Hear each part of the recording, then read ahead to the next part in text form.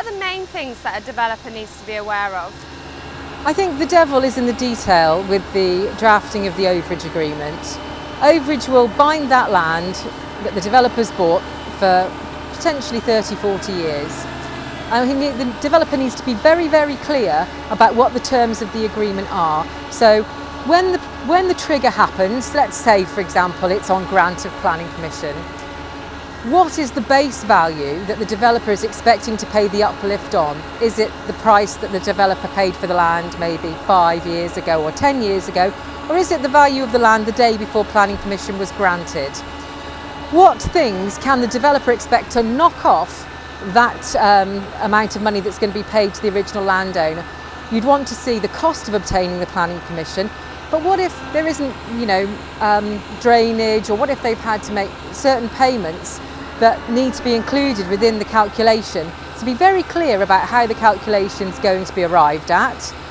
Be very clear at who can apply for planning permission, because anybody can apply for planning permission.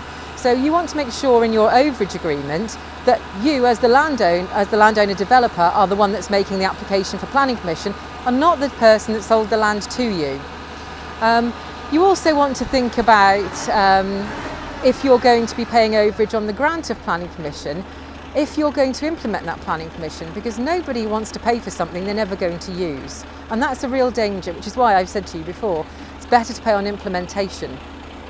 And I think also you will see quite often vagaries within the overage agreement about the land is deemed to have no encumbrance to stop it from being developed, but it also has all the things that would allow it to be developed. Well, you and I both know enough about property to know that it's never that straightforward. Sometimes there's issues of access, sometimes there's issues with drainage. And in those situations, you wouldn't want the land to be valued as if it had open access, if, for example, there was a ransom strip. So you need to look very carefully at the detail of the transaction, at the land you're buying, and you need to tell your solicitor all of the issues that could affect that property in the future, and particularly its value.